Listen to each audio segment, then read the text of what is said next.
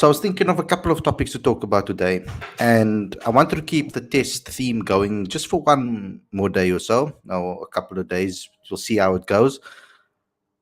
To talk to you guys about the picking order. Now, the reason why I want to speak about the picking order in South African cricket is because there was a lot of conversations amongst ourselves before this test series: who's going to play, who's not going to play, certain players not going. Um, like for example, George Linder not being involved. There have been quite a few selections that we have looked at and thought maybe, why is this happening? Um, Even with regards to Ryan Rickleton staying on the bench, etc. So I thought that it would be an interesting topic to talk about, to actually go and dive deep and get your thoughts on it, all of you guys. And let's see who from the groups and who from the team is going to come on the show as well. The guys, if they any of them are going to come on the show today, we have sent the links out to all of them so they do know about it. If they can find some time available, they will join us. Otherwise, for now, it will just be a conversation with you guys. Let's get into today's show. So, what do you guys think about the particular picking order? That's what we're going to start with. Aditya's going to join me later, and we will debate amongst each other and try to configure sort of second 11, you could say, so that we can try and get an understanding of what the pecking order is if the first 11 aren't available. So we will get into that in depth. So, but before we get started, before we get going, if you're new to the channel, please subscribe, click that notification bell for all future videos. But don't also forget to subscribe to Cricket Fanatics Magazine monthly. Every issue is 100% free, straight to your inbox every single month. The link is on the screen as well as in the description. So go ahead and do that right away. Without further ado, guys, let's get straight into today's content. I'm excited to hear what you guys have to say and who some of your players are that you think are in the picking order.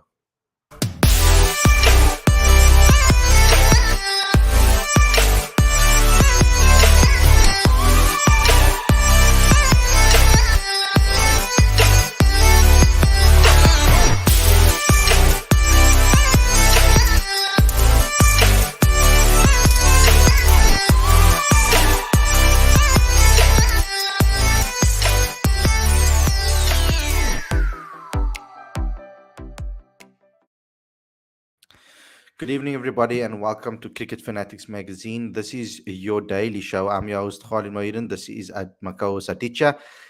And today we're going to be chatting about what South Africa's pecking order is. And I think it's a good topic, seeing that the IPL is coming. Oh, we got Werner with us as well. I'll add him when he's ready. Oh, yeah, he is. So we're going to talk about the pecking order. We're going to talk about who's kind of the second best 11, if you look at from South African perspective.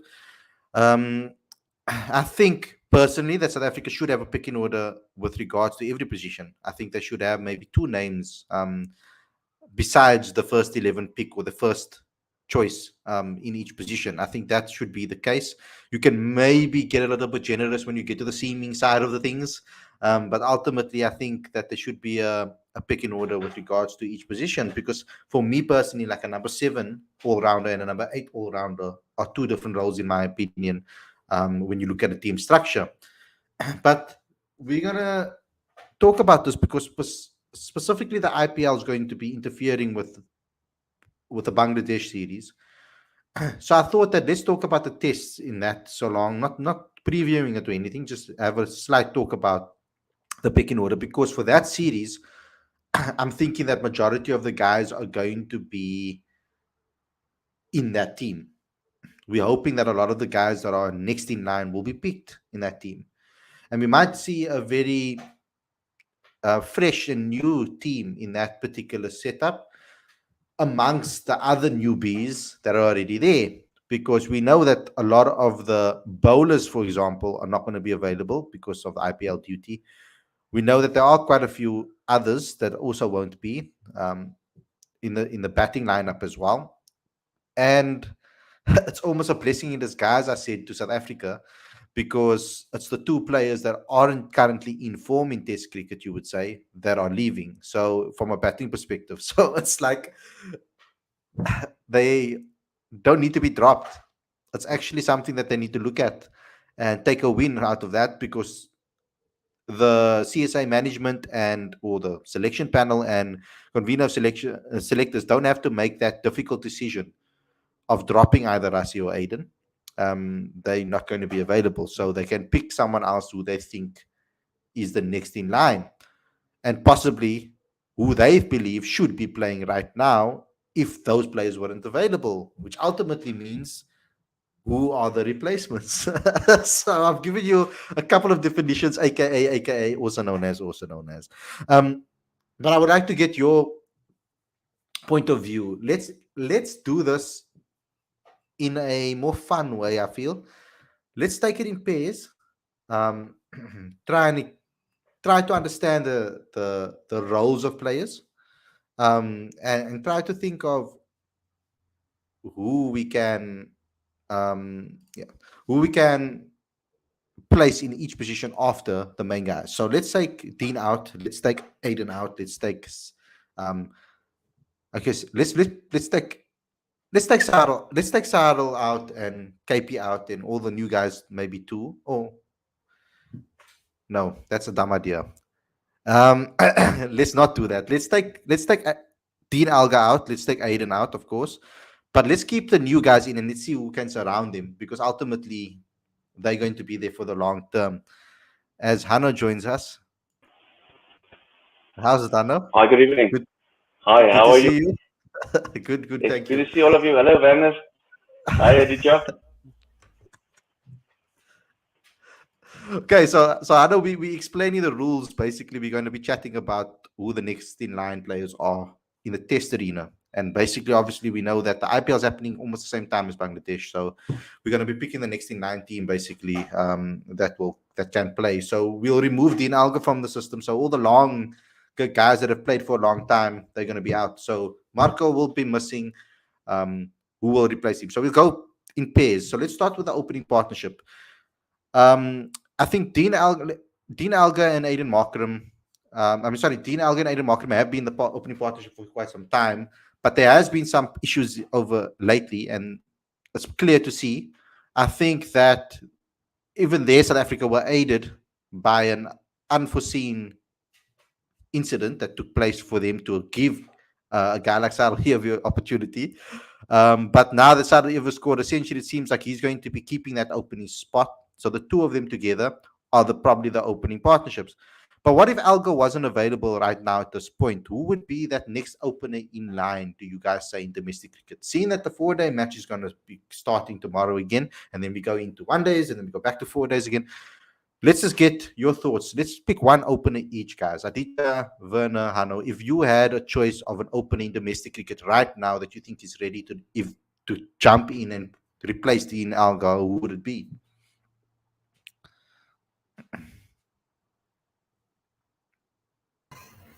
That's a massive question. I love asking these difficult questions. It's the best. I think is Bellingham an option? Does he open for? He's not an opener, is he? No, he bats No. 4, 3, 4, 5 And sometimes. what about Peter Malan? But he's played international cricket, so I don't know. Does that count? I love this. Is how the conversation is supposed to go. I love it. We're on course, guys. Okay, so let me throw you some options, and maybe to help out a little bit. If you haven't necessarily watched a lot of domestic cricket, there's the likes of Eddie Moore. You could say Grant Rudolphson, but I'm not going to add him here because he's a keeper batter. He doesn't always open the batting. So let's throw. So Sarel Ierwe will generally open the batting, but we've got Peter Malan. We've got Eddie Moore. We've got Matthew Brzezinski. Yeah, there's Dominic Hendricks. There's who opens for the Knights? Rainer van Tonder, you could say, but I would classify him more as a number 3, although he's opened for the Knights before. How about Marco Kleinveld Murray? opens at the night Matthew Kleinveld as well. with Snyman. And Marco Murray, is he also an opener or is he 3-0? No, No, he he's not doesn't an really opener. play much, and he doesn't play much And he's forward playing in cricket Division either. 2 cricket Yeah. right now. Right, but so does Louis Deploy. And it's not that he should be in Division 2. Yeah, true.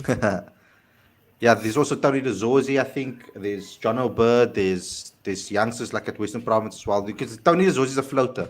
But let's just go around. Maybe some of the names I mentioned. But Aditya, let's pick each one. Aditya, who would you think would be next in line? Even if you don't think your pick, maybe just say who do you think would? It's a lot harder than we thought Well, it's gonna be, guys. We only in the opening position. I'd go with Milan. I'd go with the Peter Milan. Yeah, Cool. Peter Malan for sure. Peter Malan has showed he's got the mental fortitude to face up Oh, there's anybody, Josh and he's Richards. got the track record.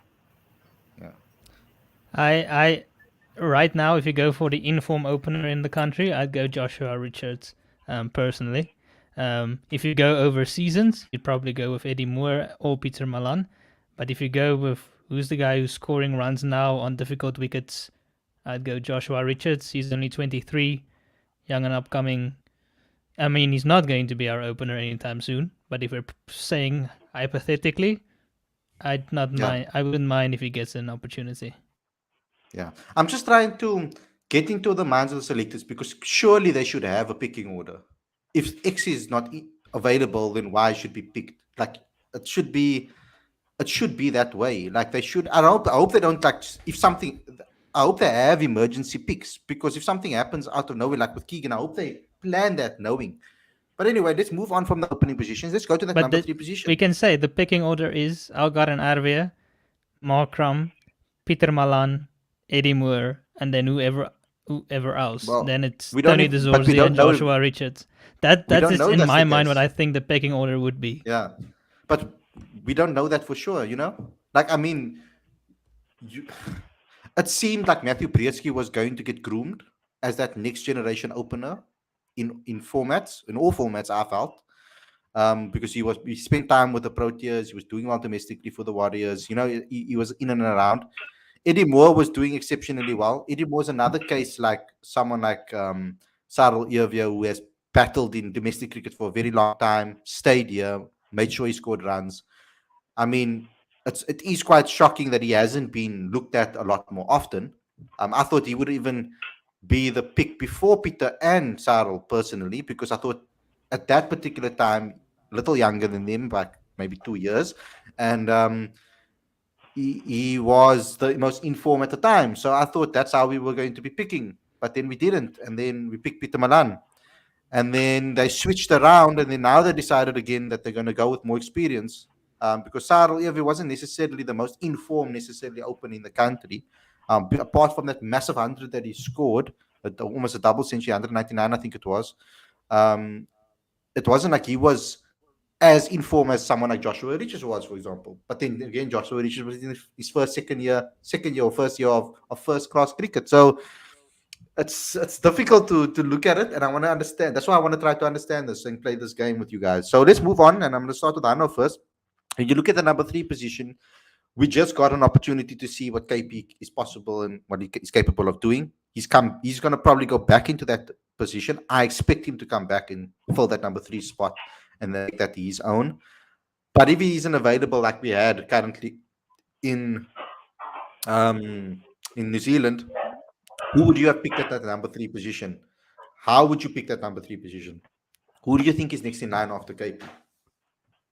Yeah, I think unlike the opening stocks, which is predictably scarce in a country where opening partnerships is being the paltriest of any of the Test Nation home grounds.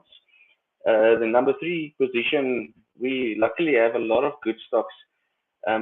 Obviously, Rickle comes to mind. He's been ready to go. Zubair Hamza has proven himself through and through.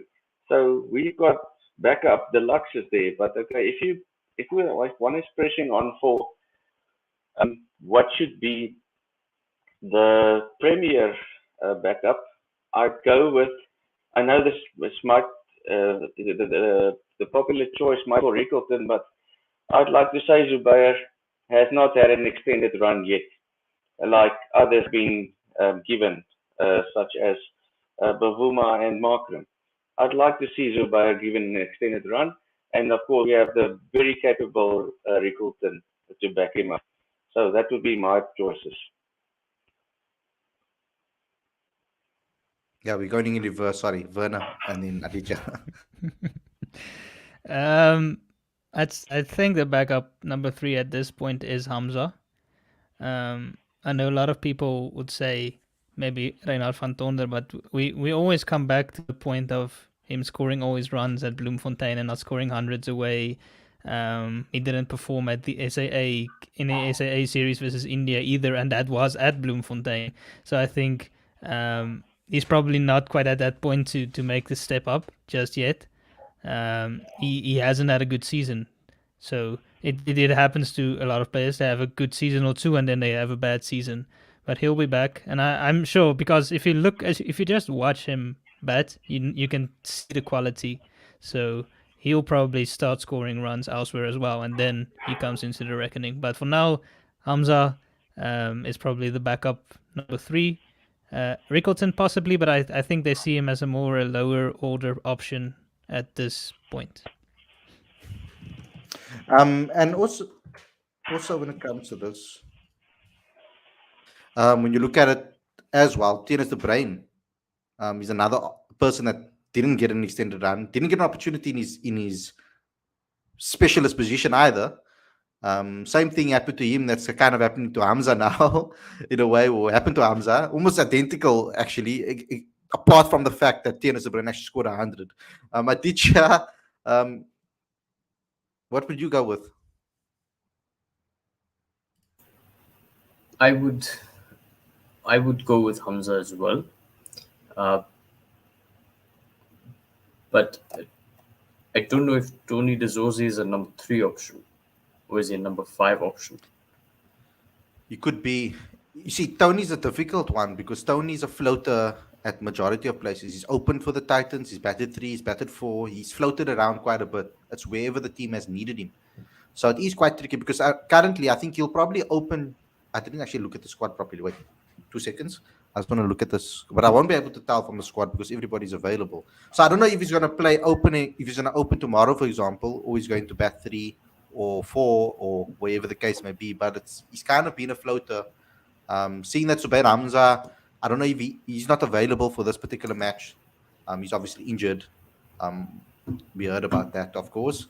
So we're going to see where Tony will slot in. Tony will slot in this team. Maybe he will replace Zubi at number 3. But generally speaking, I feel that he's a floater. So you pick him when you need him, I guess. Okay. The reason I ask is because before the India series, we were thinking of Tony De Zorzi as a potential replacement for Themba Bavuma.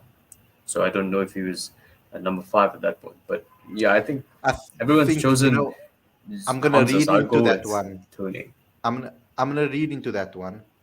And the reason why people say that is because Tony De Zorzi is a Black African batter. And I think that's the main reason why they wanted to say immediately replace him with Themba Bavuma, because they're both Black African batters. I think that is the reason. I don't know. Maybe I'm stand to be corrected. But Aditya, you picking Tony, you said. What's your reasoning behind picking Tony? Is it just because everybody picked Zubair? Quite. I think he's fresh blood, and he's high on confidence. I was encouraged by his form in the India A versus SAA series, and I thought that he was performing under some serious pressure. When the rest of the team was probably a bit hot and cold at times in the batting department. Tony De Zorzi was quite consistent, and I thought that there's plenty of potential there. So if there is a player to bat at that number 3 position, why not give him a chance? Interesting point of view. Abai, are you ready? Can you speak and stuff? Are you good? Yeah. Okay, cool. Sorry, I just haven't seen this angle of you before. You don't normally hold the camera like that. So I was just sure if you were looking at, we were trying to figure something out, or you were working, or you were ready. Abai, we're talking about number 3s. Domestically, I know you're very clued up about our domestic system. So if you had to go, we're talking about picking order, of course. So if Keegan Peterson wasn't available again, who would you say would be that next in line number 3 batter? We're not talking specifically for a series. Let's just go generally for each position. Okay, if I had to pick number 3, if Keegan Peterson was absent, I'd naturally kind of lean towards Zubair Hamza. I know it's kind of the popular answer among the group here, but I guess one of the underlying reasons why I'd say Zubair Hamza is because he does have a taste of Test cricket, even though it didn't quite go well in his first few games. But I think over time he's kind of learned to work on I guess areas where he comes short when it comes to his technique, and I think at this point he's definitely matured as a player and could be worth a try again. See, told you, the guy does know his domestic cricket. Agree.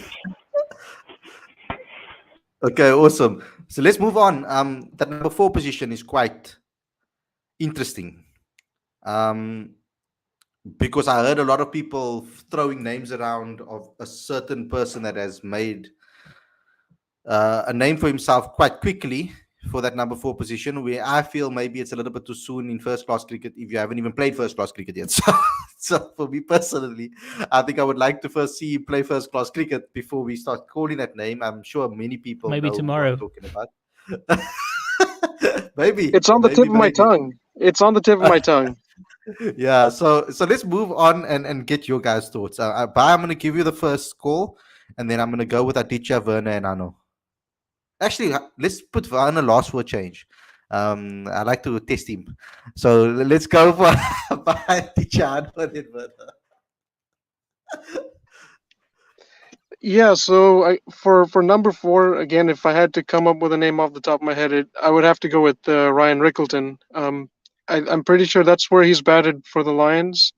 I know on previous discussions when we were talking about Rickleton, we were considering that maybe he could fit like number 5, number 6, because the top 4 appeared to be well established, especially with Rassi Fantadisson at number 4.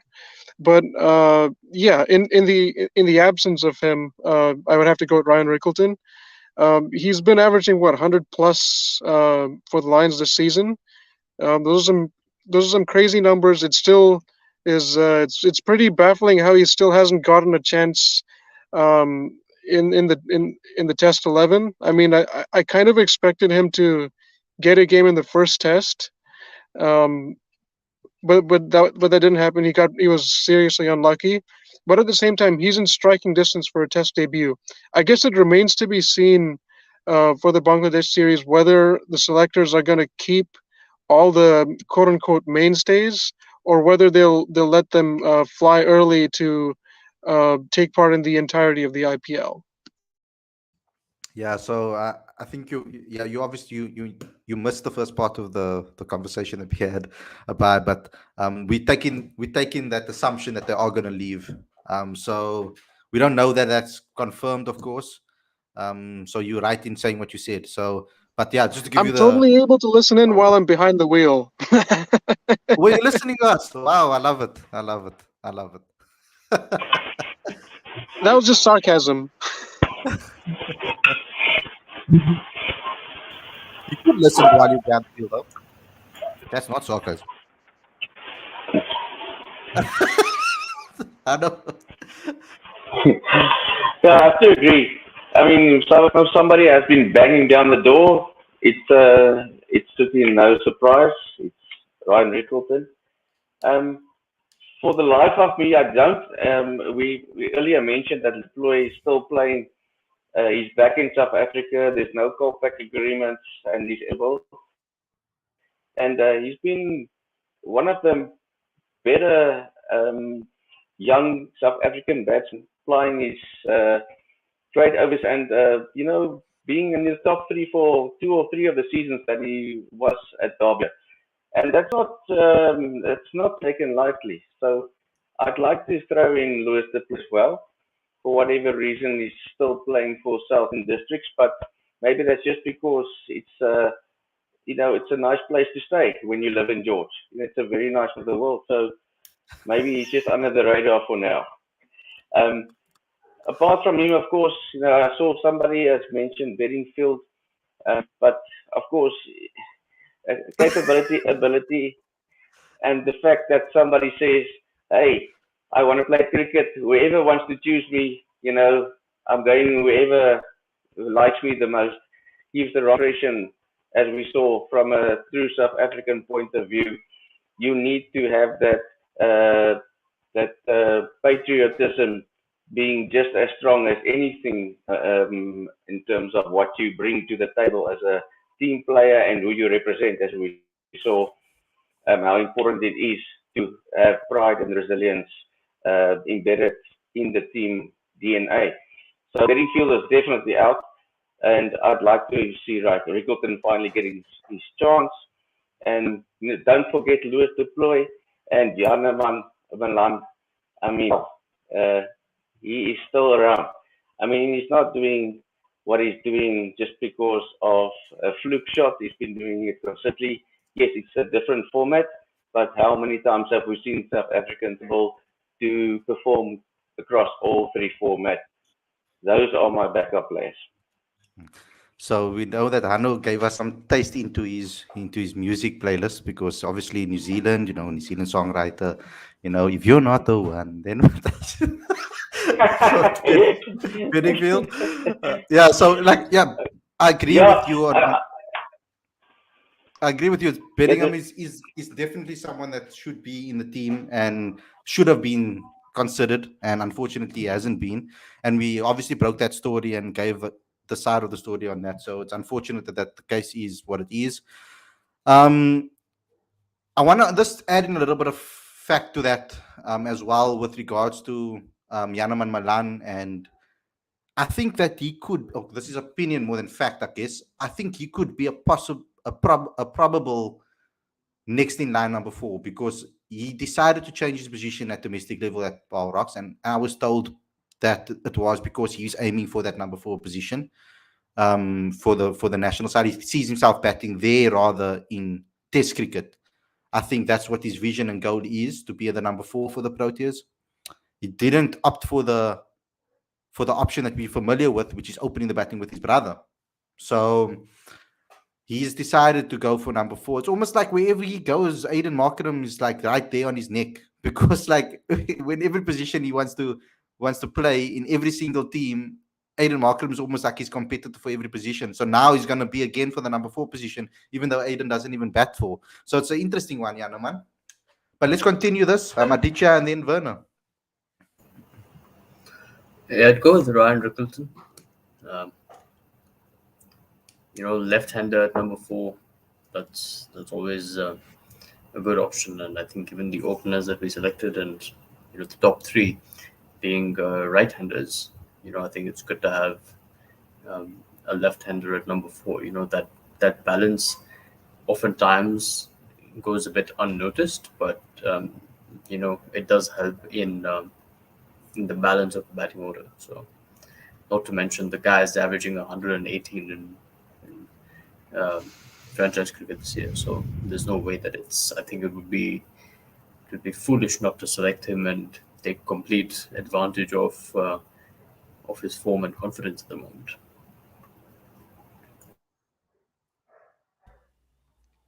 Yeah, I'm in agreement. It is Ryan Rickleton for me as well. I guess Janeman is someone you could look at, but I'm still not convinced about how he plays spin, and it'll be found out more in the longest format. And he doesn't move his feet a lot, so it'll be interesting to see how he does on pitches that move quite a bit. So I am not sold yet on him as a test potential batter. So for me, it would be Rickleton, and if it's not Rickleton, then I would have gone Bedingham. Bedingham, by the way, has said he's still open to play for either, but it kind of doesn't feel right? If a guy says, no, I'm still open for South Africa, but I'm also wanting to play for England if that opportunity comes, because he wants to play international cricket. I understand that, but I It's can about whoever comes to him first, I guess. Yeah, so it and I don't think Victor Mpetsang is going to speak to him. I mean, if he didn't speak to him before the T20 series in Habaga, then I don't think he's going to do it now. So But I he wanted to say, speak to him in Kabega, but he signed. yeah, he did, but that's the easy. That's the cop out, right? He says that because, Yeah. and Bellingham obviously can't verify that because he didn't speak to him. Like Stubbs said, he hasn't spoken to him either, even though Victor Mpetsang says he's impressed. So it is what it is. So we will see. But Ryan Rickleton, that's my final answer. Awesome. Anybody want to add? I have your mic on. Yeah, I've got a question for anybody here because I guess playing spin has been kind of a challenge for South African batters, at least in recent times. So I am aware that the Durban Kingsmead at Durban is the most, should I say, spin conducive surface. I think Hanno or Werner might be able to answer this. But are there any other venues that you would say are more friendly for spinners that would maybe help batters enhance their game? Both They are of them playing that at they are playing yeah. at, They're playing at basically. two of the most spinner-friendly venues in the country. Yeah, it's right into the Bangladeshi hands. It'll probably test our batters that do remain after those that go to the IPL potentially. So it's going to be a challenge, definitely. And we might even play two spinners. Yeah, traditionally, the coastal venues were more spin conducive surfaces in South Africa, although it's relatively speaking, of course.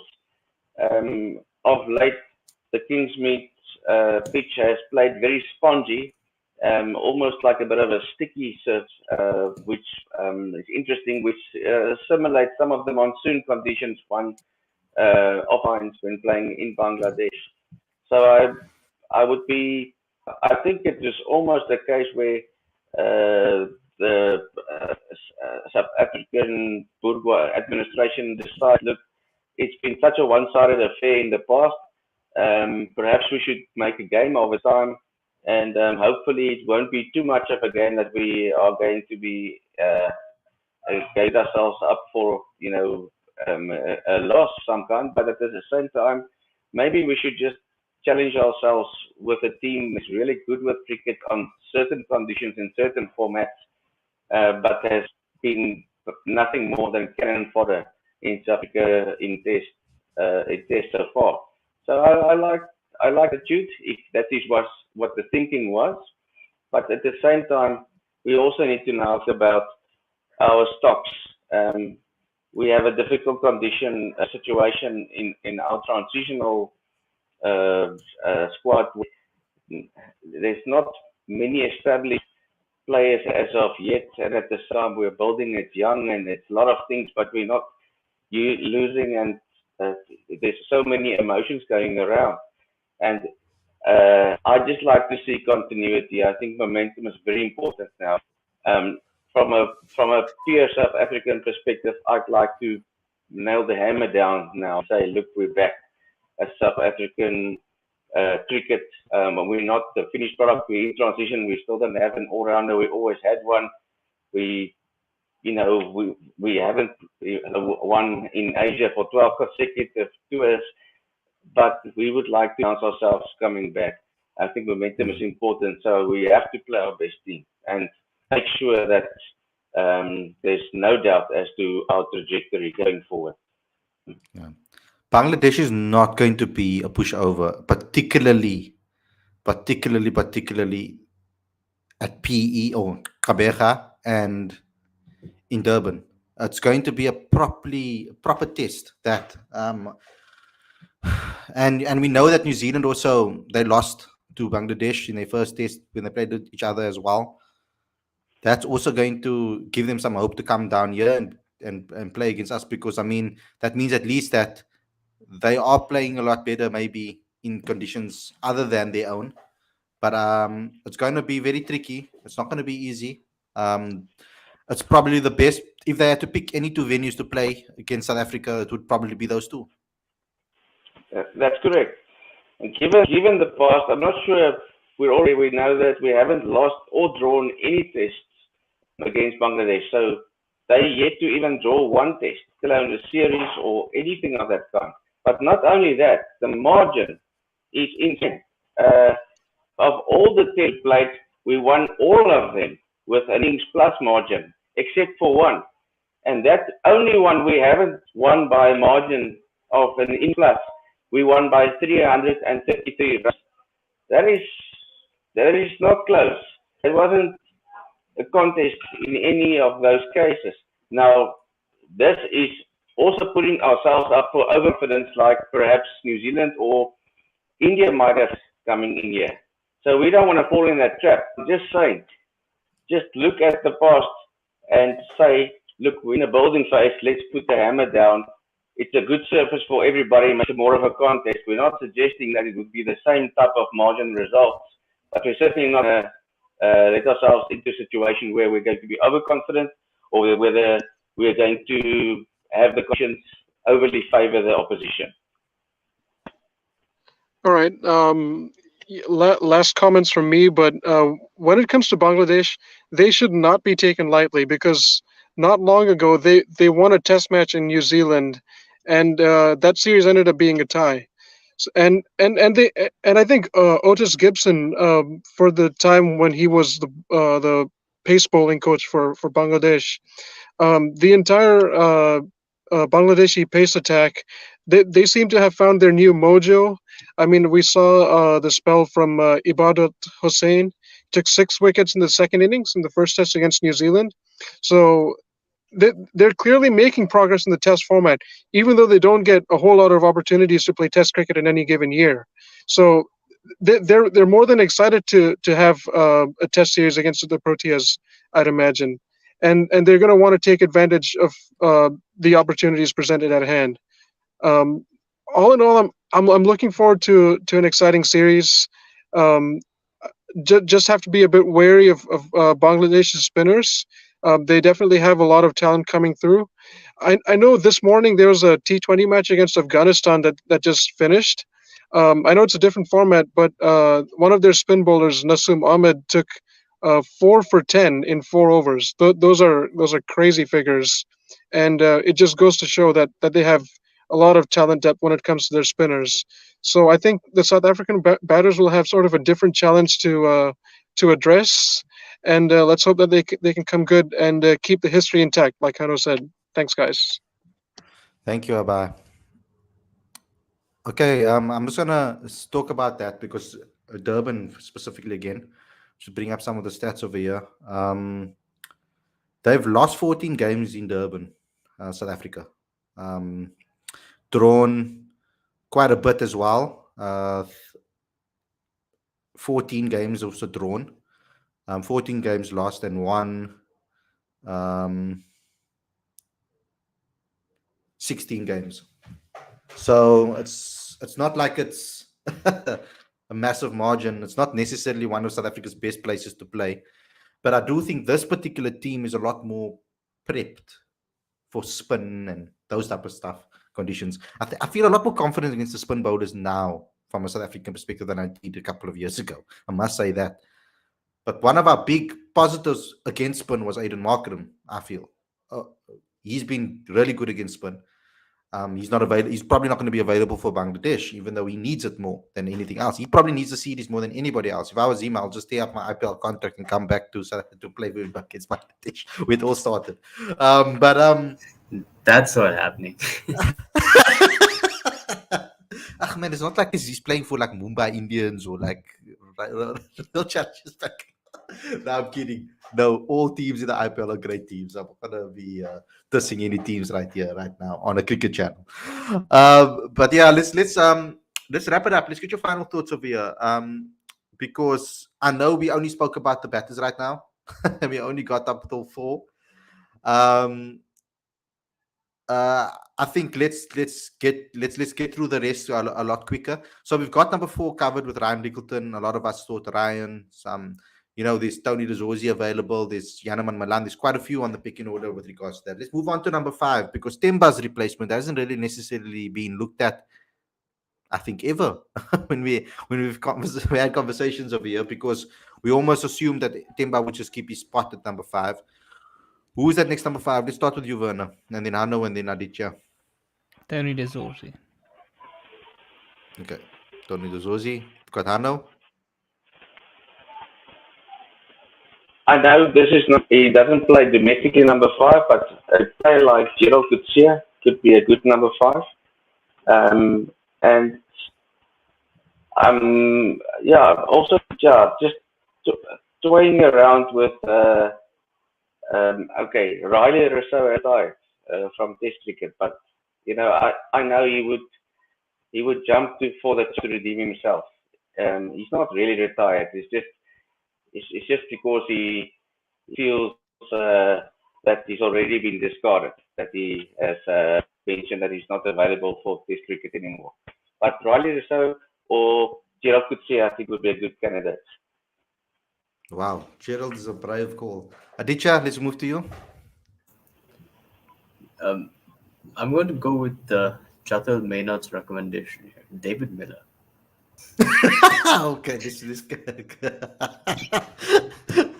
not a bad shout, but I mean, I don't know. We lost that guy's played 4-day cricket. Is he retired from 4-day cricket? He doesn't play 4-day cricket anymore.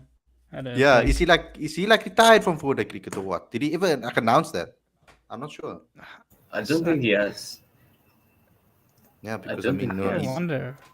no time for 4 I days. feel like he has said he doesn't, because he has been available for some of it this season and he still hasn't played. So I don't think he's playing 4-day cricket anymore, because in that India series he was fully available to play, and I don't think he is playing anymore. Yeah. Aditya, give me a proper answer, man. Tony Dezorzi. Let's move on to I'd selected Tony Dezorzi for number 3. I'll pick Hamza for number 5. Cool. Okay, cool. Let's move on. Let's go. I wouldn't say let's leave the number 6 position. I don't think, let's just say a replacement wicketkeeper would obviously be Ryan Rickleton. But if you're batting Ryan Rickleton high up 3, that's a good question actually. If you're batting Ryan Rickleton high up at number 4, for example, do you still keep him as a keeper, or do you still use him as a wicket keeper? That's a good question, because then who do you play then? Who's then the next in line wicket keeper? My choice would be Grant Rudolphson, personally, as a backup. Anybody can go here first. Now you're all shy. Heinrich Klaasen has been in quite good form this 4-day series, to be honest. So he's still there as an option. Not a bad shot. At number 6, and this is an option. Again, I'm going with recommendation in the comment section. What Tristan Stubbs? I was actually thinking the same thing. They're playing in PE. He's good against spin. Why not? Yeah. Well, if we've got normally, I think at number 7 we've got Marco Janssen in the first 11. Why not play Dwan Janssen at number 6 in the second 11? I understand the best spirit of his brother. Played today. It's not supposed to be a serious show, this, Khalid. Not today. I love it. Yeah, I know. It's supposed to be fun. I'm just liking the new character that Aditya's playing today. It's all the Bollywood movies he's been watching recently. Going to premieres of shows. I'm going to watch Batman, guys. Oh, I'll book my tickets for tomorrow, by the way. For Batman? Yeah. I'm going to watch Batman tomorrow. I'm so excited. You don't understand. I'm trying to suppress it though, because I don't want to be disappointed, because I mean Warner Brothers and DC get it so wrong so many times. And the Dark Knight series was such a good trilogy, and this is also going separate from the DCU, so I don't want it to mess it up for me. I hope it's a good movie. I'm not looking at reviews. I watch trailers, but I'm not looking at the reviews. I'm not going on YouTube to check, because all the guys are subscribed to. But obviously premiered earlier there in America, so unfortunately I'm behind, so I have to wait. The other inform wicketkeeper in 4-day cricket is Nicky van der Berg. If we want to go back to that. Look how quickly he moved from WP to WK. Okay. That's a good option too. Nicky van der Berg is doing well over there. I think Grant Rulison's a very good call. Piet van Bouillon must also be in that number 6 position, maybe. I'm not saying as a wicketkeeper, but I mean in that number 6 position It's a good could be a possible shout. But you know me, I'm all for the youngsters, so go find a younger guy somewhere. Oh, for the youngsters, Piet van Bouillon. Yeah, that's why I'm not going to go for Piet van Bouillon, I'm saying. So let's move on. Let's go to all-rounders. I think let's not go 7, 8. Let's think of it like this. Let's go batting all-rounder and bowling all-rounder. Who's your first choice replacement for a batting all-rounder?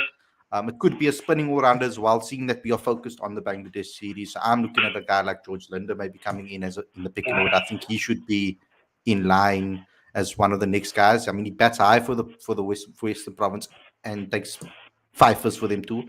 Scores hundreds and takes fifers. So let's get your thoughts on that. I know. Let's start with you, Katicha, and then Werner.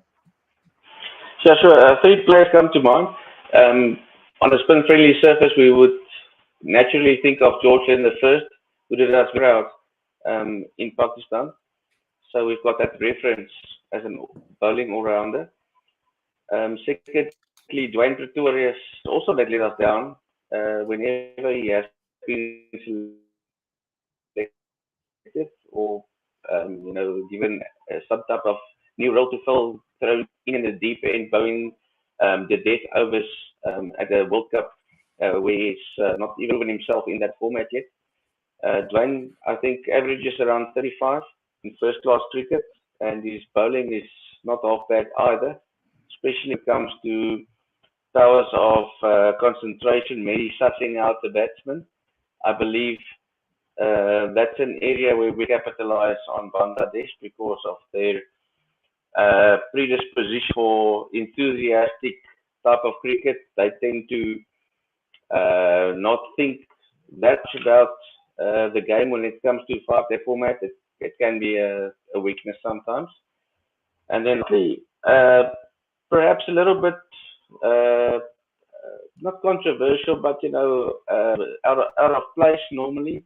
I'd like to see John Smith as well because he's a good. Where's Aaron tonight?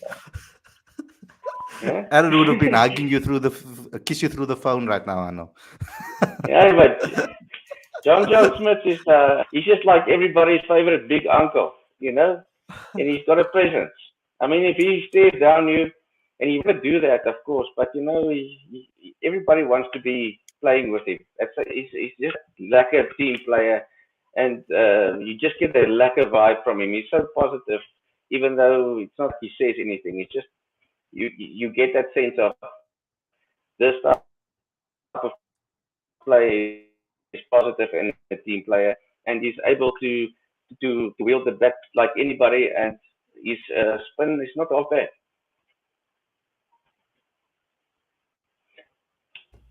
I'd go Delano Potgieter if you want a pace bowling all-rounder. Between him and possibly Jason Smith, who's had a better season. He's made some improvements coming up to the Dolphins. But I do think Delano Potgieter would be quite a good option, even though he isn't really in the reckoning right now.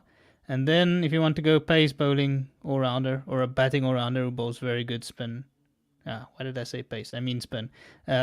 Muthusamy is the one after George Linder. After George Linder, I'd go Muthusamy definitely. He's had very good season again. He was very good in the T20 series, the domestic T20 series. I know it's a different format, but form is form. Thank you for saying that. I totally take back second choice. It's definitely Muthusamy with you. Aditya, let's go to you. What's your thoughts? George Linder, definitely. I mean, there's also a youngster that we can throw in the mix, although he hasn't had the best of starts to his career, you would say necessarily. He's Bryce Parsons, who I've always been looking at for the future. There's also Marcus Ackerman we've left out of this batting attack I'm talking about in general. I'm just trying to think of omissions. With regards to all-rounders, Vian Mulder is currently there, so it's almost like he's like the pecking order guy currently, because Marco Janssen looks like he's taking that position. Marco's twin brother, Dwan Janssen, is also another potential option for the future as well. And he's just been unlucky with injuries. That's the only thing I think that held his career a little bit back. But yeah, let's move on. Let's go to one. I'm going to ask for one speedster to be the next in line for KG. I'm going to ask one speedster that can be the next in line for Andrich. And I want you to answer this all in one, please, if possible. And then I'm going to say one that replaces Lungi, because they offer different things. So it's easier to replace them like for like. And then you can go to your spinner guys. Simon Harmer's obviously in the picking order now behind Sirner Mutasami, if we listen to what was said about it. And Sabrayan as well. We've heard that Harmer's behind him. So Werner, I'm going to kick you off, and then Aditya, and then Anu. Please don't kick me off. I'd like to have a go. But anyways, so and bye.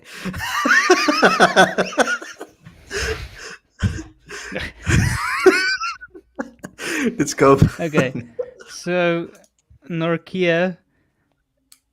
Then I guess you have to go out and out pace, right? So who's the next quickest bowler in the country? Is probably Gerald Coetzee, even though he hasn't had a great first class career so far. Also injuries. Also not the easiest to be bowling at Bloemfontein as your home venue. So I'd go Gerald Coetzee. I don't think he's there yet, but if you want to go out and out pace, then Gerald Coetzee.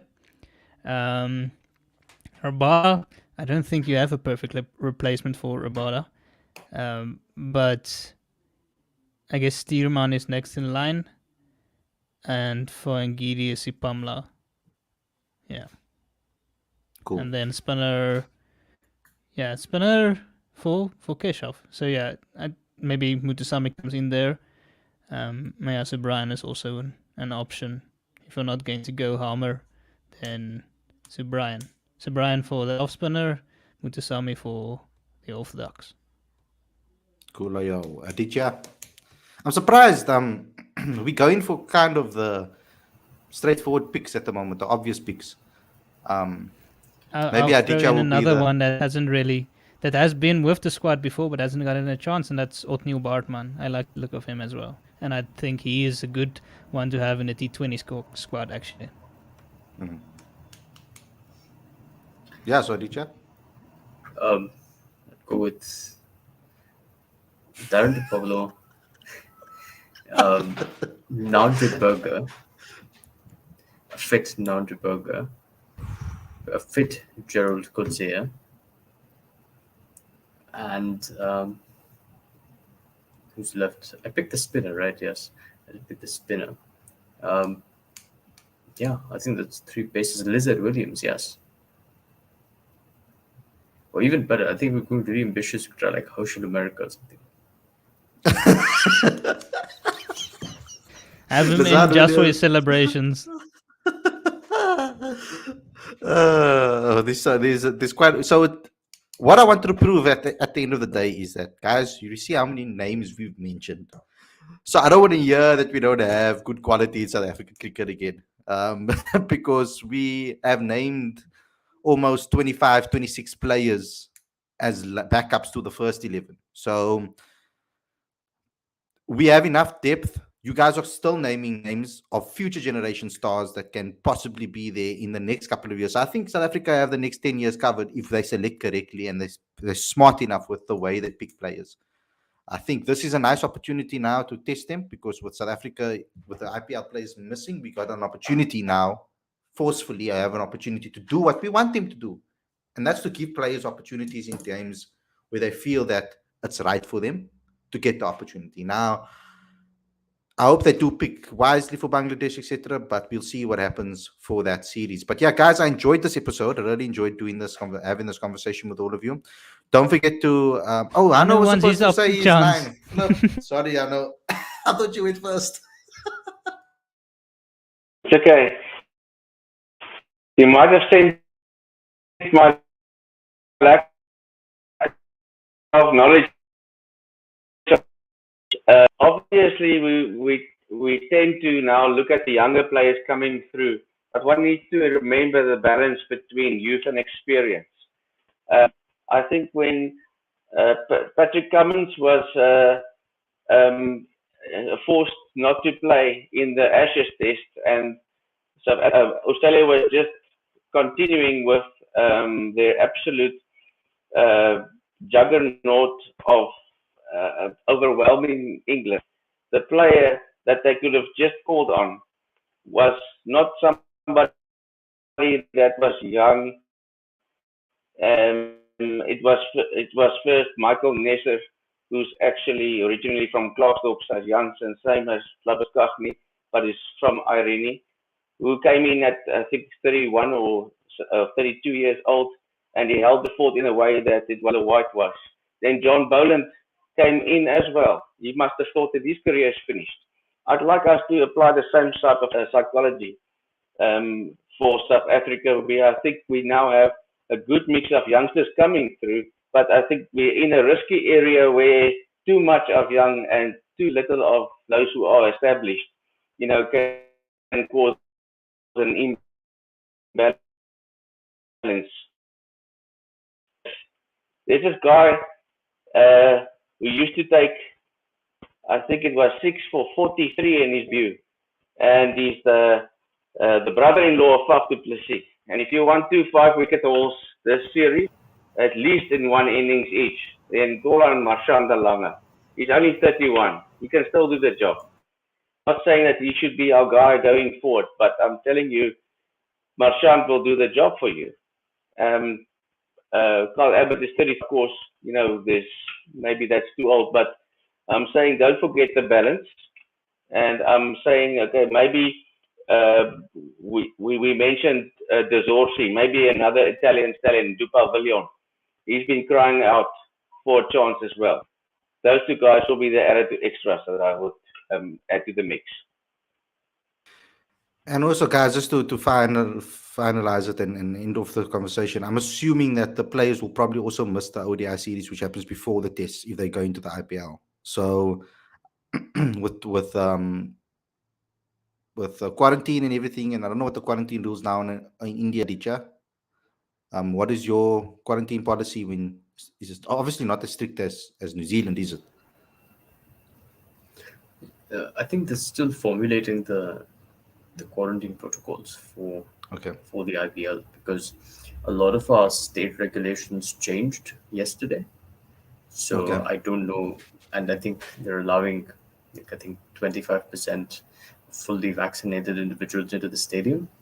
So I don't know what the quarantine procedures will be, but probably something like 5 days or so. Honestly, I don't know, because I think the state has eased a lot of the regulations considerably. Yeah, almost like here. Okay, so but we can assume that they probably won't then play the ODI series. They will probably go They're straight saying to 3 days in the comment section. Could be. Let's see But what yeah, happens. I agree that they'll probably then also not play the ODI series if they go that route, because it starts the 26th of March.